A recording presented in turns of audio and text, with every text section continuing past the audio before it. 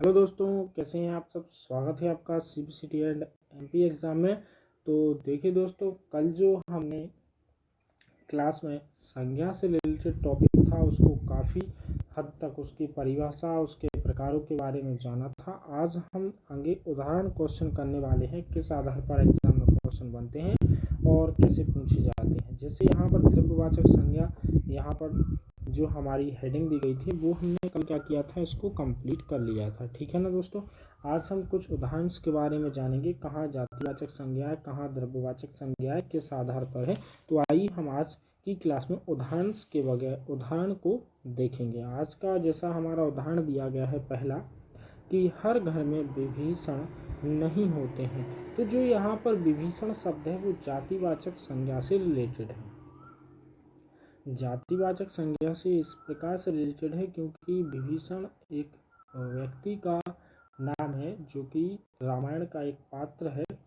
तो उस आधार पर जो यहाँ पर विभीषण शब्द है वो ऐसा कहा गया है कि हर घर में विभीषण नहीं होते हैं। तो विभीषण जो है वो एक पर्टिकुलर व्यक्ति का नाम है, लेकिन यहाँ पर उस नेम को काफ़ी सारे लोगों के आधार पर बताया जा रहा है।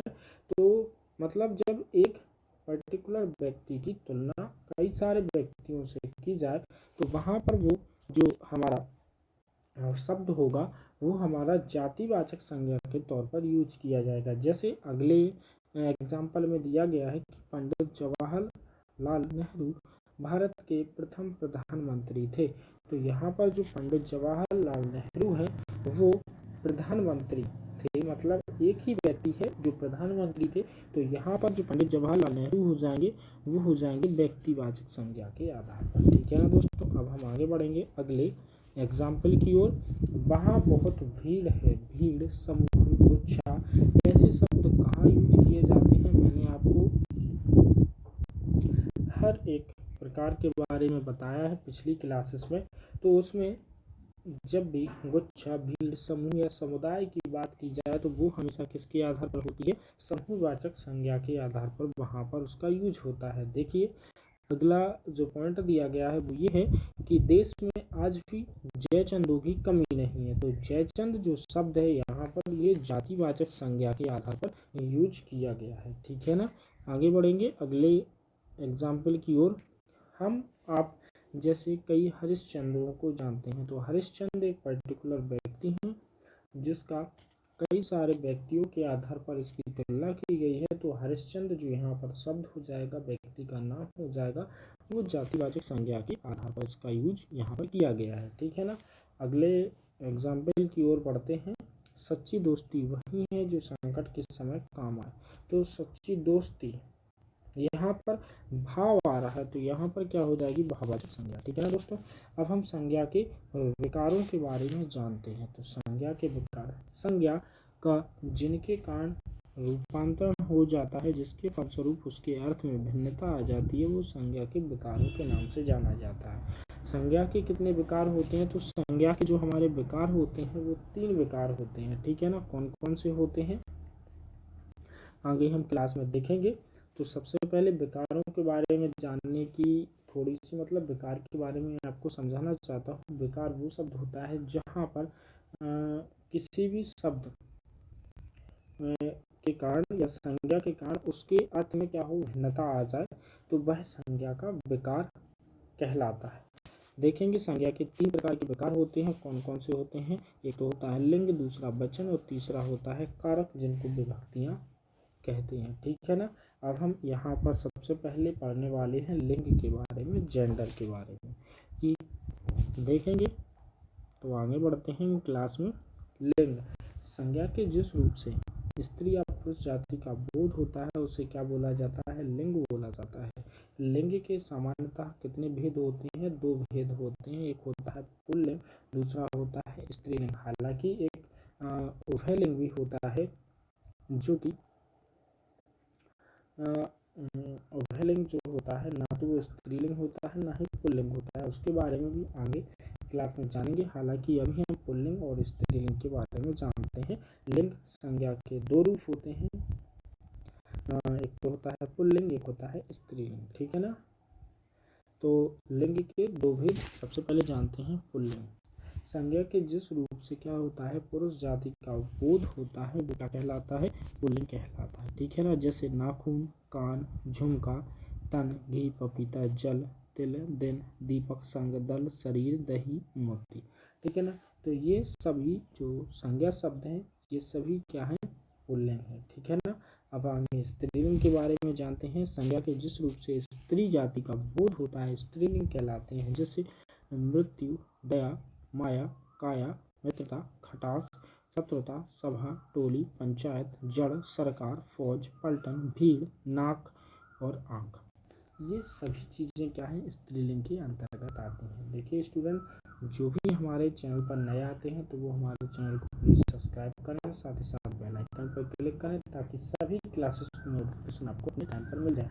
और जो हमारी क्लास है अभी जो हिंदी की वो डेली टू डेली शाम 6 बजे होती है, तो ज़्यादा से ज़्यादा इस क्लास को शेयर करें ताकि हम लोग भी इस क्लास को देख सकें। ठीक है ना दोस्तों, अब हम आगे बढ़ेंगे।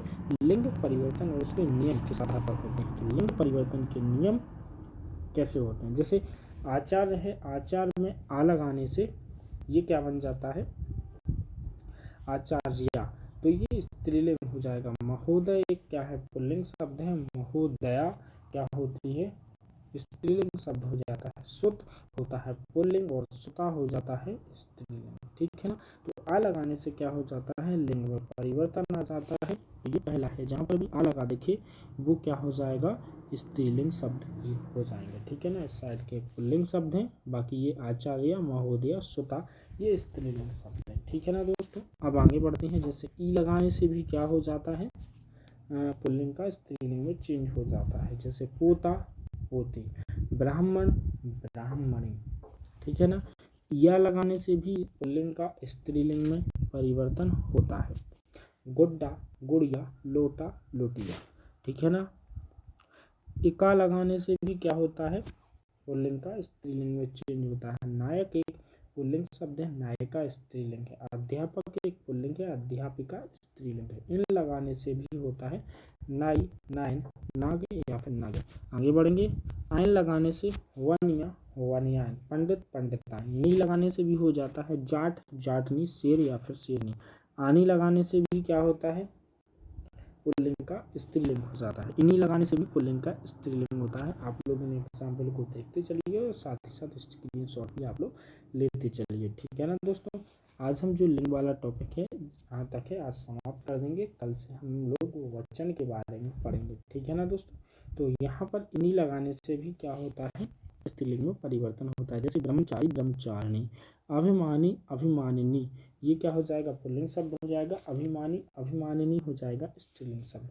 मति और वती लगाने से भी क्या होता है, पुल्लिंग का स्त्रीलिंग बनता है। जैसे श्रीमान, श्रीमती, भगवान, भगवती। स्त्री लगाने से भी दाता, दात्री, रचयिता, रचयित्री, नेता, नेत्री, कवि, कवियत्री। अब आता है लास्ट जो हमारा उभयलिंग है, जैसा कि हम आपको बताने वाले हैं उभयलिंग के बारे में।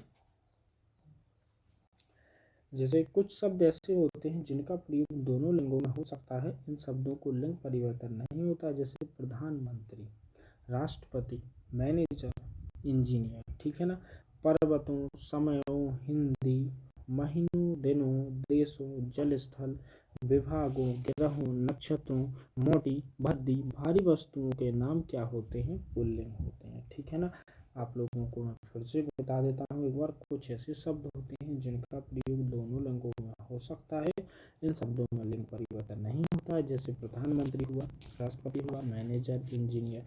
तो प्रधानमंत्री एक पुरुष भी हो सकता है, स्त्री भी हो सकती है। राष्ट्रपति पुरुष भी हो सकता है, स्त्री भी हो सकती है। ठीक है ना, मैनेजर, इंजीनियर, ये सभी उभयलिंग के अंतर्गत आते हैं। ये सभी शब्द जैसे पर्वतों, समयों, हिंदी, महीनों, दिनों, देशों, जल स्थलों, विभागों, ग्रहों, नक्षत्रों, मोटी, भद्दी, भारी वस्तुओं के नाम हमेशा किसके अंतर्गत आते हैं, पुल्लिंग के अंतर्गत आते हैं। ठीक है ना दोस्तों, तो आज की क्लास को हम यहीं पर करेंगे समाप्त। मिलेंगे कल अपने इसी समय इसी टाइम पर। तो आज के लिए इतना ही, और इसी के साथ साथ कल की क्लास में हम करने वाले हैं वचन, तो कल की क्लास को देखना ना भूलें। आज के लिए इतना ही।